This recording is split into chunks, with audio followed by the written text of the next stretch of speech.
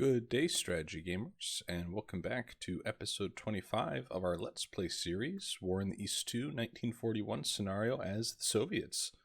We're already up to September 7th, 41, and in this episode we're actually going to begin with air planning.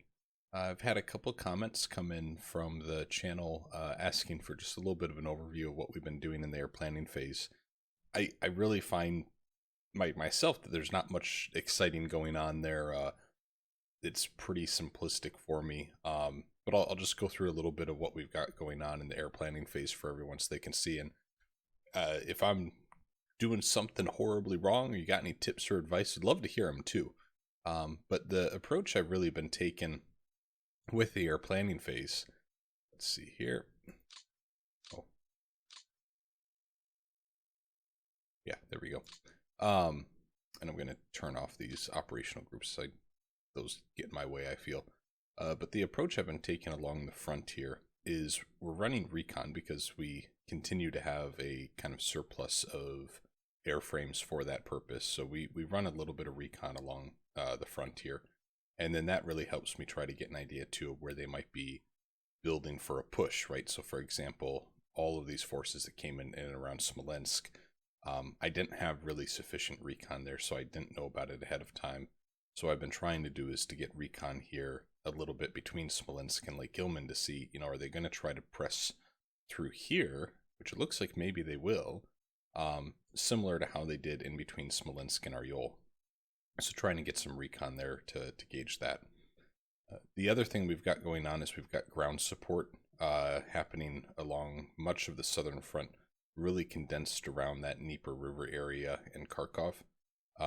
In previous turns, this was pushed a little bit forward, but they've taken a lot of ground here more recently, and then up and around Kursk too. In Leningrad, we of course have some ground support going on, and we don't have too much in terms of air superiority because, frankly, we just don't have that many fighters. We have almost no fighters. That's a huge problem for us right now.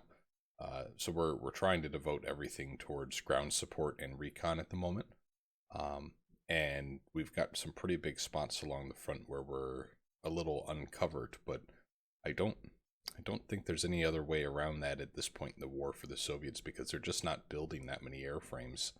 And the supply is a pretty big crunch on them. So that was just a real quick overview of where things are at there. We're going to go ahead and execute the air planning phase.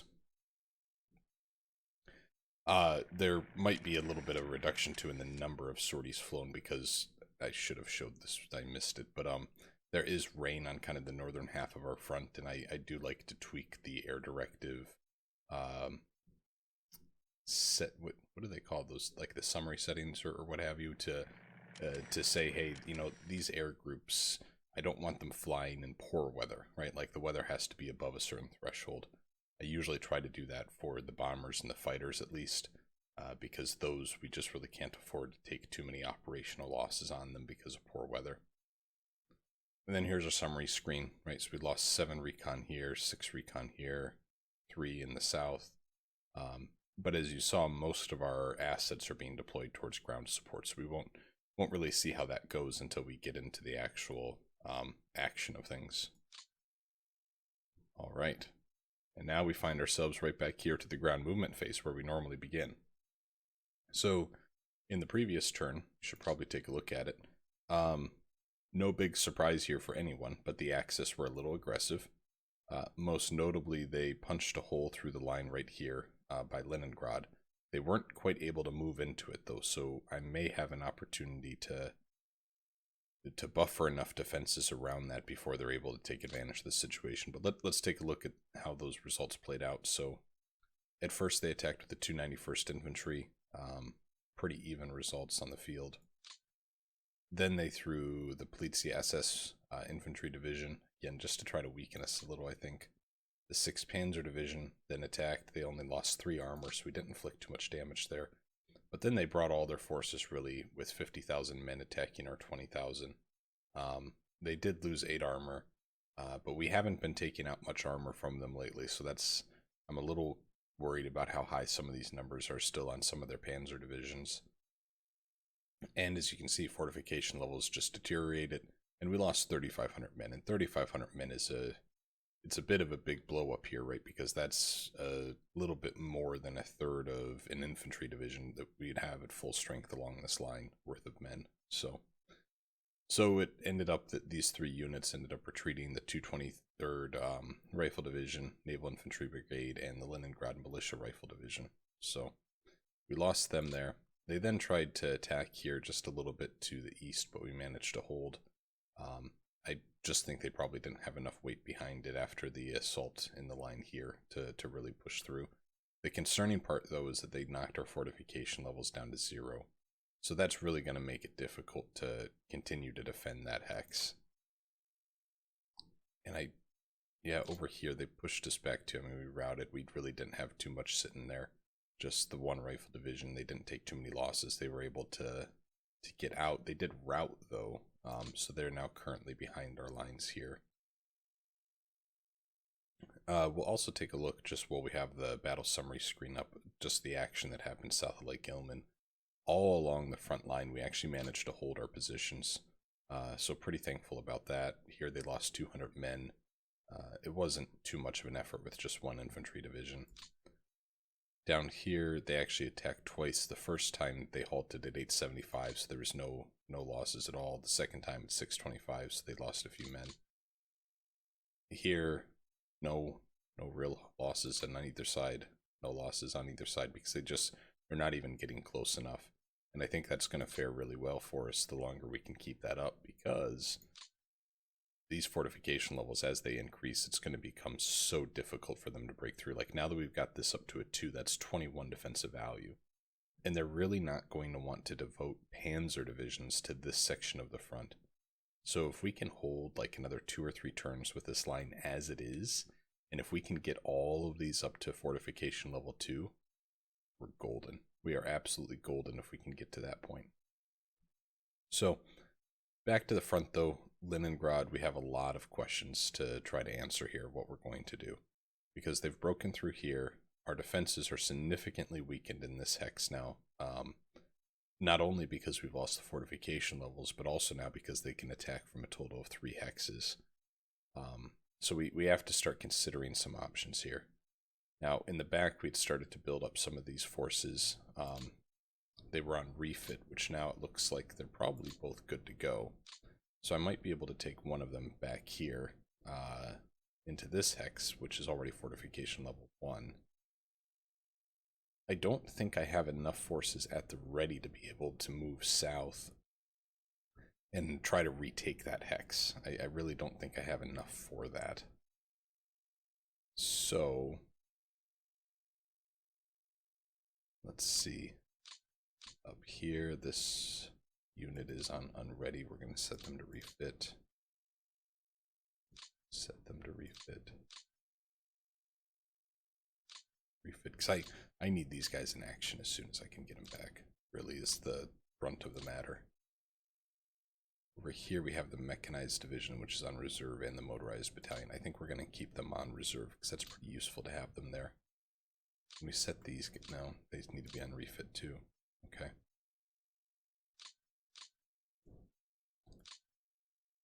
So I think it's kind of a given that these 2 hexes are going to be the new defensive line. So now we have to look at how do we reinforce them as best we can. And I think one of the first things we can do is set these guys to refit too. What do we have back here? You're on refit. You're ready to go. So let's set you to the ready. And I'm going to move them here. This rifle division, I'm going to take off refit. We're going to move them here. This rifle division, we're also going to move back here. So that at least gets us up to 10. These guys we're going to take off refit and put right up to the line here. So now we're up to 25. Maybe. Yeah. This is going to be the weak point in the line right here. That's the weak point. If they do break through, though, I don't think they're going to be able to break through another rifle division that's already at defensive value 8. And I had for a moment contemplated drawing these units back to this hex since they lost their fortification level. But here's why I didn't do that. If I would have brought them back, I feel like that would have made it only easier for them to move into this hex and to try to push through here, right? Because it's one less zone of control they're entering. And then they could also attack this hex from 2 different hexes. So now they have to try to get into this hex, which is surrounded by our forces, enough attacking value to push through defensive value 10 fortification level 1. Plus or minus any reserves that might be able to help in the situation as well. So I think we're in a good enough position there. Yeah, I'm pretty happy with that. Now over here, these guys are on reserve. I kind of like that setup, honestly. Because if we can, this is kind of a similar story to south of Lake Gilman, is now we're getting into just some horrible terrain for them. There's not as much objective importance to them to push through here. If we can get these guys up to level 2 fortification and hold this line as it is, they're probably not going to break through it.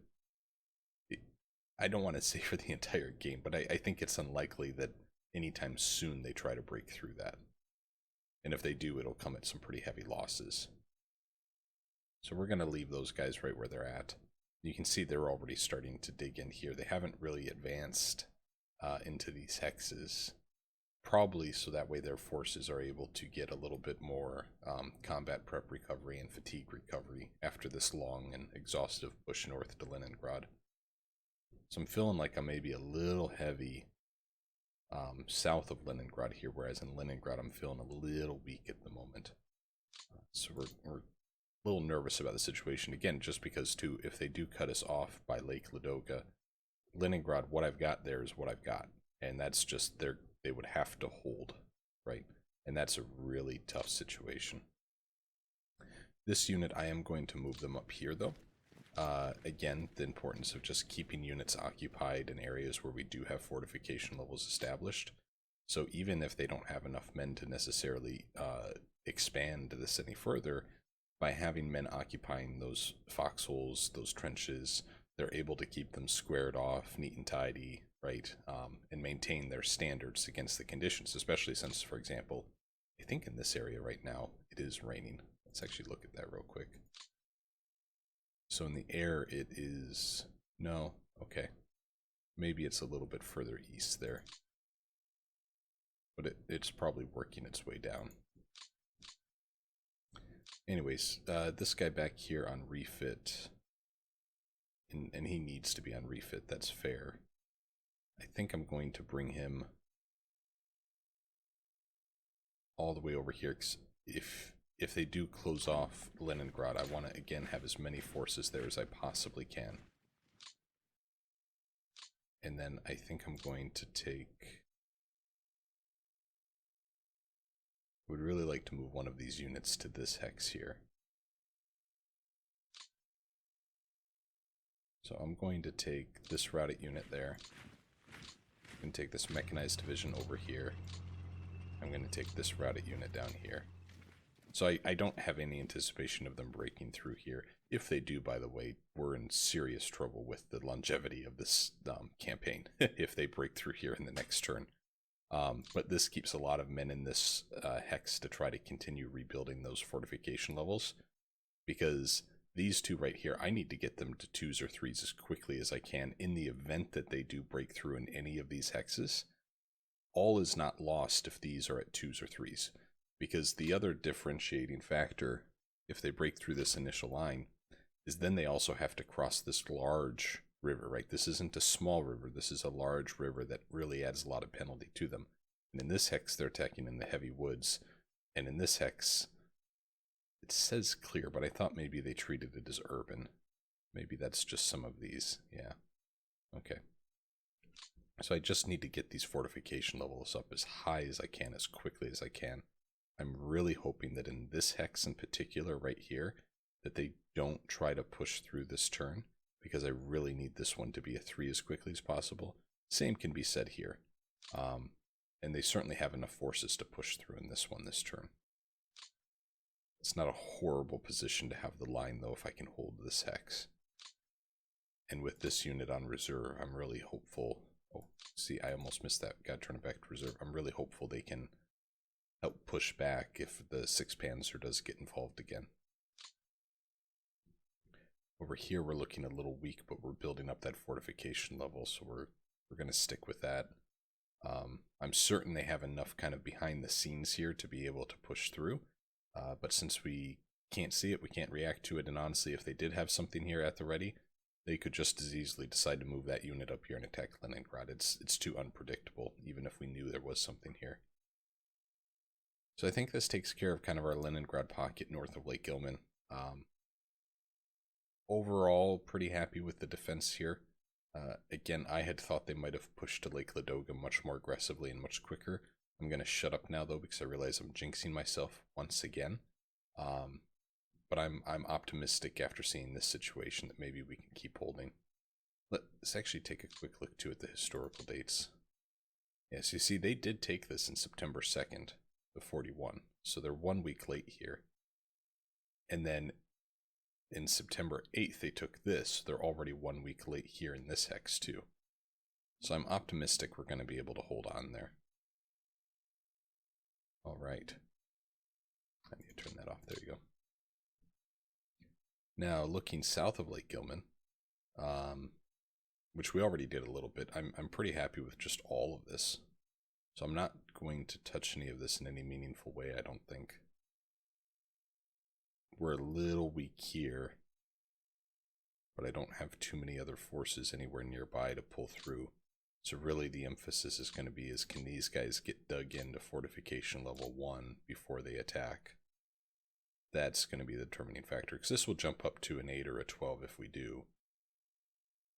Same thing can be said with this rifle division, which now we're going to take off, refit. Because any unit that is good to go and doesn't need to be on refit, I want to take them off so that way they're not draining men from the, if you remember our reserve window from the previous episode, so they're not draining men from all those rifle divisions we're trying to get worked up right now. I think all along here we're pretty good. Yeah, looking good, guys. Looking good. I really am quite happy with how this part of the front is all gone. That reserve tank division is good. This rifle division we can take off, refit. I can maybe actually throw them up here somewhere. Let's think about this guy, because there might be somewhere we want to put him. Wondering if I want to bring him south to help with Smolensk things. Because like right here, this just looks concerning to me.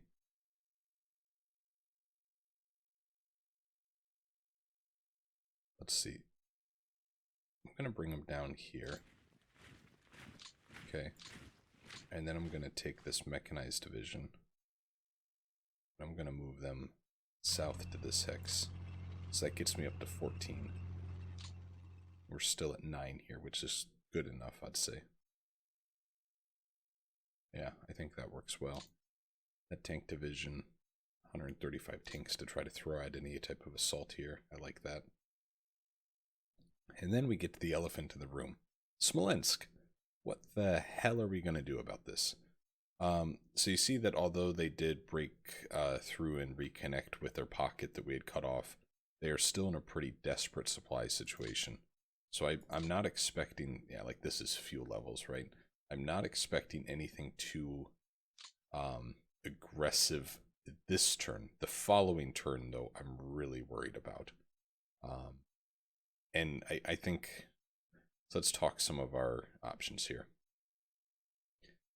We have held on to Smolensk way longer than we have needed to, right?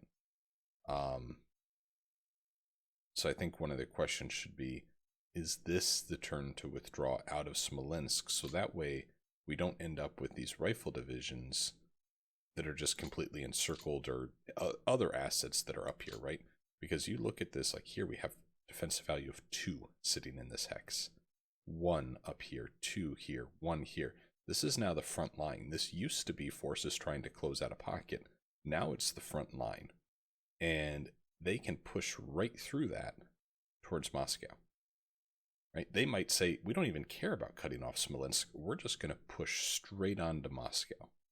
I don't think they would, though, because they really need this rail line right here, this double-sided track leading to and from Moscow for their supplies. So I don't necessarily think they would do it, but this AI might surprise us, right? They might say, well, we can get this ground easily. We're going to get this ground. That could be a decision that they make. So I do kind of feel like this is maybe the turn to start withdrawing a little bit. Which is a very not Stalin-esque comment to make. I understand that. We're going very ahistorical here. I don't think the Soviets would have ever, if they were in this position right now, actually started to withdraw out of it. I really don't think they would have.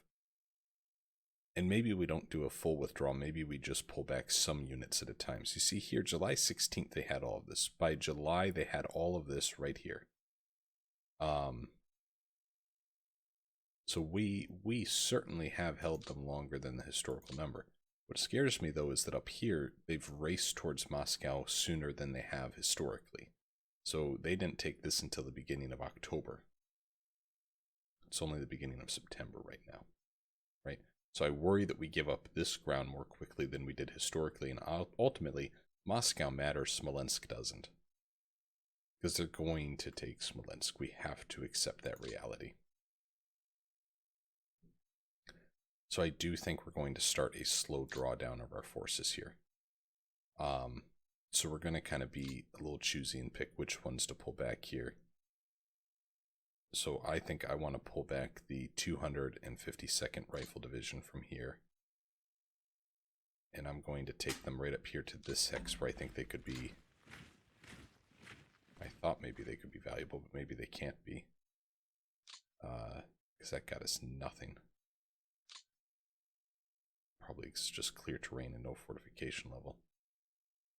And then we're also going to take from Smolensk itself. Which of these two do we want to take? One of them has a light tank battalion, but it looks pretty beat up. Let's take the 268th Rifle Division, and I'm going to move them back here. And we clearly have some units here that just aren't contributing much, like this unready guy. I'm going to bring him back here to try to build that up to a fortification level 1, toss him on refit. So now we're at 31 in Smolensk. And if they attack and if they take Smolensk this next turn, I think it'd be at very heavy losses. But at the very least, this unit would be able to retreat. Right? At least it looks like it'd be able to. Let's also take from here, so this is 46. We're only going to take one out of this hex, and I'm thinking maybe the tank division. Because it's not adding too much to the defensive value. So let's take that tank division and move them up here. So that gets us up to 6 here. So the flanks here we're not going to try to pull anything back from because we don't want this pocket to collapse yet. So if we maintain this structure, if they don't break through at any point in this V we've created, what we will do next turn then is we will pull back the unit from Smolensk, and then we will probably collapse this hex and this hex back, and we'll keep making this V less dramatic, right? We'll continue shrinking it as we pull back to try to establish a bit more of a straight line here. That'll be our plan. Here, I really think we need to take a look at this. Do you need to be on refit? Yeah, you don't need to be on refit. Worry about having all of those units there, and there's just no extra defenses for them. This guy we definitely need to take.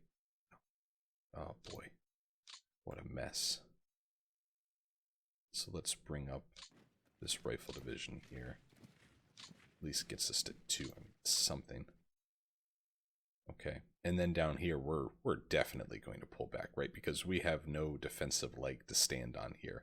There's no point holding something that's almost surrounded by the enemy when our defensive value is 3. If it was 30, different story. But 3, that gets us nothing. So we're going to just start pulling back these guys as much as we can.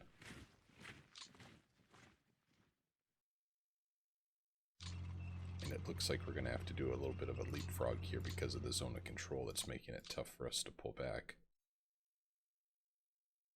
So let's take this guy up here. Now you can come back here. So that gets us up to 22. That's good. Here we're at 14, right? So that's pretty defensible. 14, 22, 22, 8, 10, 9, right? I mean, this is something, right, that can be a little defended. This guy at 7, I want to try to work him around to help here. So that gets us up to at least 5. I'm wondering, is it worth taking this hex that's swamp? Because that's going to be pretty defensible. Oh boy. Let's do it. Yep, glad we did it. I'm still at a 21 there. And then that gives these guys a chance to actually dig into this hex. I like that. That's good for us. Then we're going to take this tank division and set them to reserve. Same with this tank division. So then if they try to break through here, we've got some support that can maybe try to help them. You can go to refit. The HQ I'm going to take off the hex. And then over here, so these guys got their butts handed to them when they broke through the pockets. We need to set them all to refit. You might not need to be. No, you do. Okay. So pretty much all 3 of you, I want to just pull back, I think.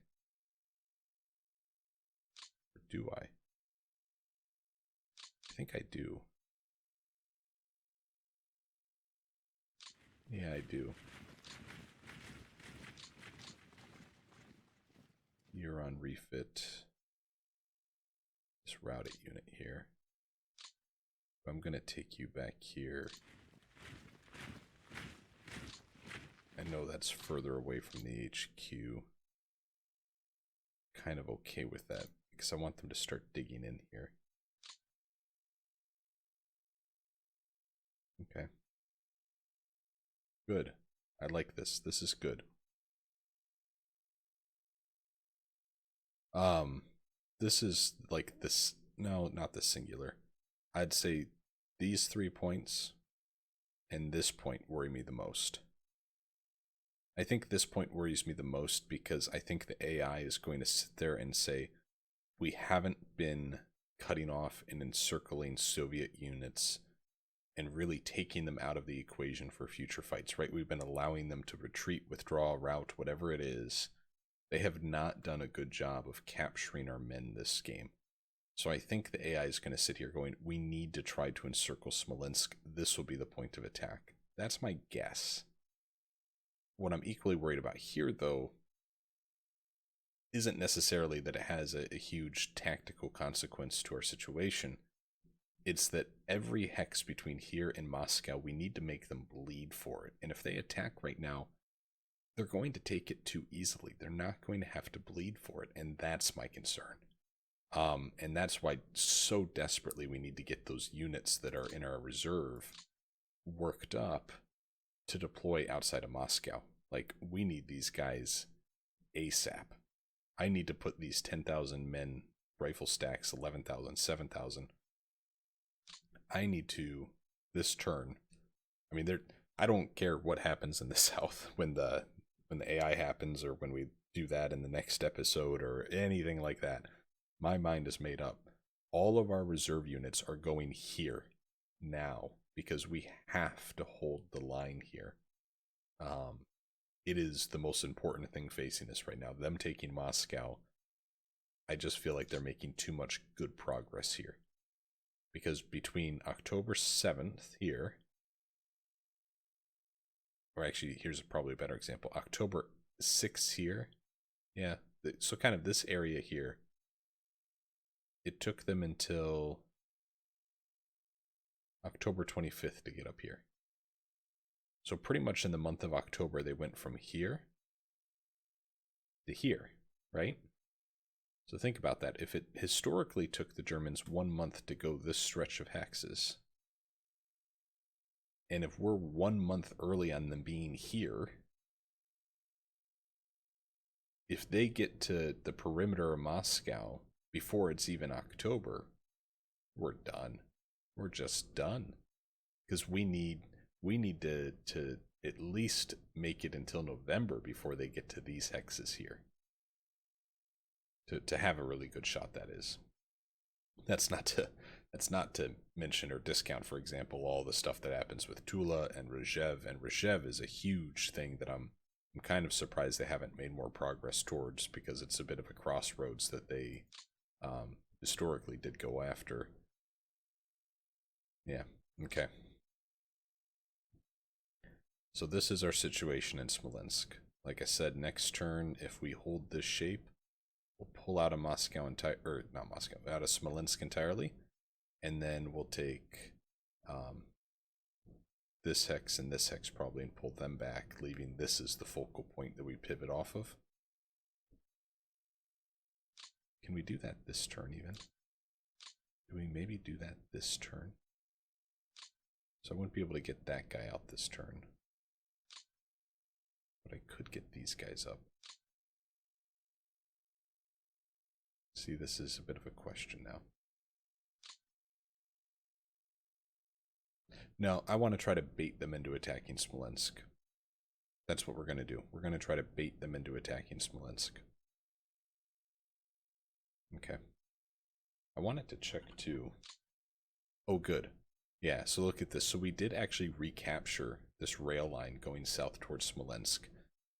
This hex technically feeds into the city, so that rail yard's probably cut off in the city proper. But at the very least, we still have the rail line going down to all these forces to keep them in supply.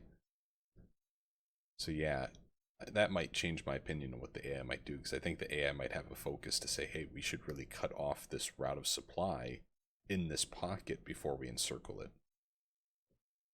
It'd be interesting to see what they decide to do. I love how that AI keeps surprising me. Again, I recognize it makes mistakes, blunders, what have you, but I'd like to role play and think that it's just historically representative a little. In between Smolensk and Aryol, we had pulled back all of these forces to start digging in this line, and I'm actually really happy with how that's going so far. We have some very notable weak points, right, where we're still just not at a high enough defensive value to hold these places long term. But I'm impressed by how quickly we've already gotten up to a level 1 in some of these areas. The points that scare me, though, are this open terrain here, where we're still at 1s and 2 defensive values, and Tula is just right there. And, you know, they could equally, just as threateningly, push through here, get to Tula, and then advance towards Moscow. And that's actually a much easier drive for them. It is technically more hexes for them to travel. However, look at this. I mean, this is all clear terrain. If I were the Axis player, and you'll probably get to see this when I eventually do a 41 scenario as the Axis, I think I would try to push through Tula here, right? Leverage those panzers to just decimate Soviet infantry in clear terrain. And once you've broken through that fortification line, unless they have a really good system of layers, I don't see how they'd be able to slow you down or stop you from continuing all the way.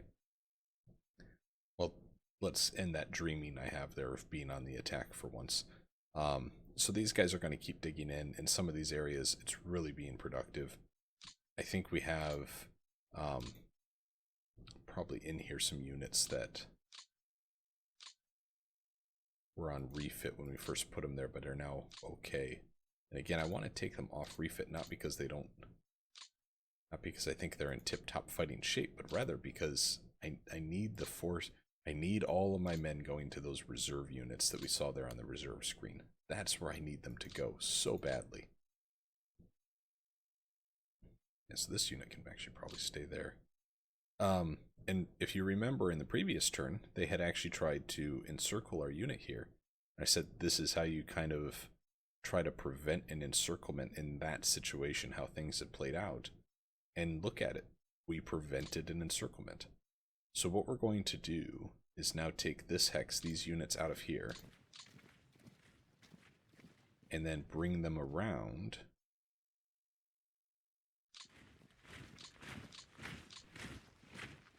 right to start reinforcing these areas. I actually think I might take one of these guys all the way up here to help with this defensive line. I think this might be the first point of attack. So let's bring him here. And then I can take this rifle division, which isn't in as good of shape, I think, and put it here. There we go. I could also bring you forward, which I think I will, to get you... I think I'm doing okay in Ariel. Maybe I'm misleading myself here, but I think I'm okay here.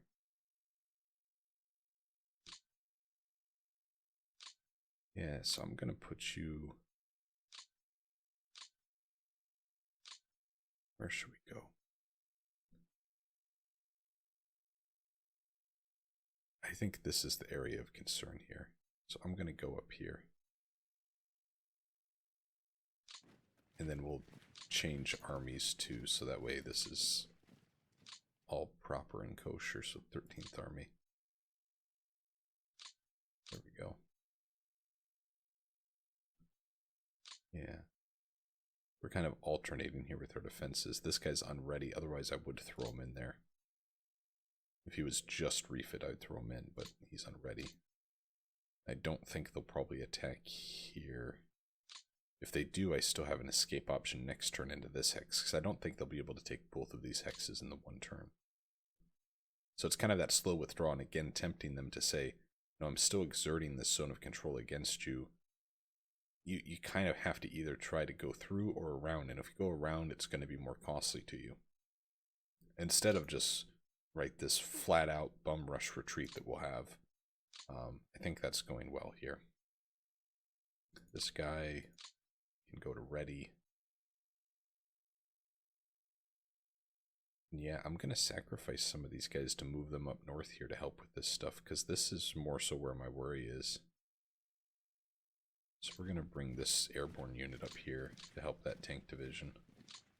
We'll change his army. Looks like the 49th Army I can start building off of. 49th Army needs to be assigned to a front instead of Stavka. So let's put them in the central front. Probably do the same with the 13th Army, actually. So the western front, I'm betting, is overpopulated, would be a guess. Can't see it from here, but yeah, we're just going to toss them in the central front. Let's do the same with you guys. Central. Your Stavka. So, yeah, western front was, but now it's fine. We're going to put you in central too, I think. Central's kind of this, say, southern half of the Moscow defense line, if you will. Alright. 29th Army's probably sitting on Stavka too now, looking at it. Where's that HQ though? It's right here. So let's put you to western front now that they have capacity for you. There we go. It's looking a little better that way in terms of our organization of things. A little better. So this guy's been on refit for a while there. I think I'm going to set him to ready and actually move him up. I think what I want to do is bring him forward here, and I'm going to set him on reserve. And then we're going to take this airborne unit. Let's actually think about that a little. You're on refit. You have to be on refit. So we're going to toss you into the city for your refit. So then you can maintain the fortifications we've got there. This HQ we're going to move over here. Okay, so that's looking good. Yeah, I'm pretty happy with how things are sitting here. This is certainly the weakest point in the line at only a 5. It's not too shabby. You're on reserve. I mean, we have a very layered defense would be the best way to describe Ariel right now, because we really did devote a lot of units towards it when they were starting to break through. So overall, I'm pretty happy with how our Yule is looking. See if we've got anything in here and like refit that we can take off. Yeah, there we go. And the HQ need to move out here. There we go. Looks like we have some units way up here though that should not be with them, so we're going to change that while we've got the time to do so. You can go to the 54th Army. I think that's a very relevant place for you to be.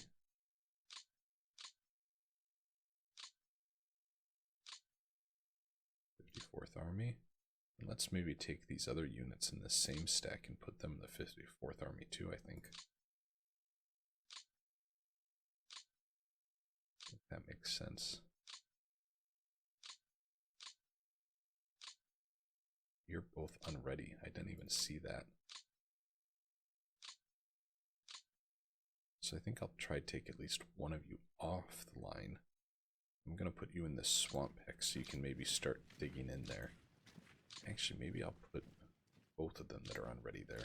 Because that still leaves us at 10, which is still a really, really good position to be in. Okay. Look at this progress, guys. This is fantastic. Absolutely fantastic. All right. In and around our Yule, though, just to go back to that. In the south here, we've got these gaps that worry me, right? The gaps worry me quite a bit. So I wonder if I don't take like this rifle division, move it up here. I think I'm going to do that. Then that guy's on reserve. I'm going to change this army though, because I don't think the 21st Army makes sense anymore. There's not much else around here. Where's the 37th Army?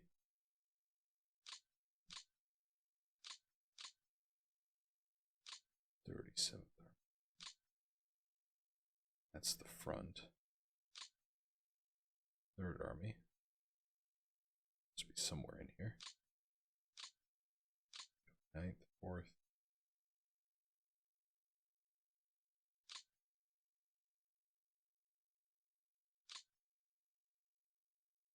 Can't find this guy anywhere. 6 Cavalry. Isn't this far away? Okay, well, we'll leave that set up as it is now.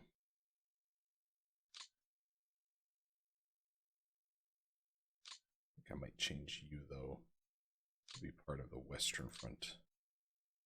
Instead of the, no, because Western Front's now over. Shoot. So do I maybe change you to be part of the Bryansk Front? Does that make more sense? I've already put you in the Western Front, so that can't happen. 4th Airborne Corps. You can go to the Bryansk Front. There we go. That makes more sense. Yes, I think we're just going to leave him here, even though it's just a 1. We'll see if we can get enough time to actually let him dig in. And if he can, that's going to be a huge win for us. Huge win. You see we've been digging in here, which really gives us a bit of a basis for our defense as they break through and as they march towards Kursk. So I'm excited about that. Right, it's kind of territory that we can at least hold these hexes, forcing them that they either have to push through as they're surrounded by our forces, and kind of just have a layered defense of these two hexes, etc. Okay. Good stuff. I think we're going to call the episode here, guys. Been a really good one.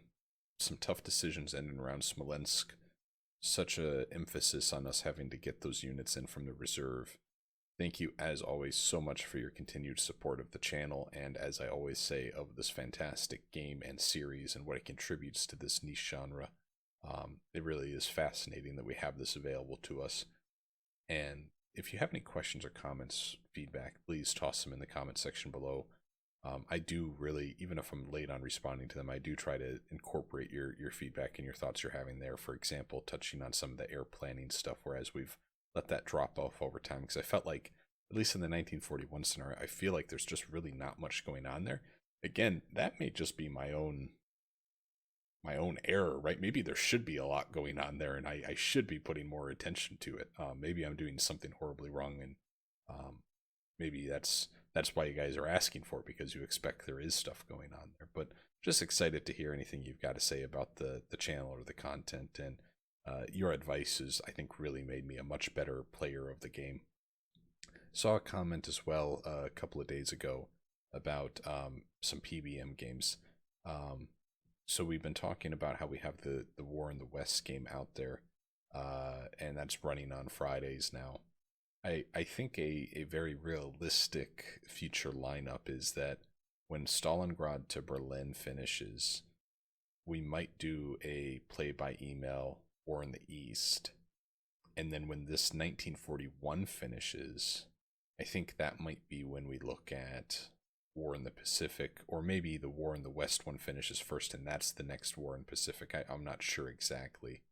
Um, but I think a play by email and War in the East too would probably be pretty warranted. But we're still a few months away from that.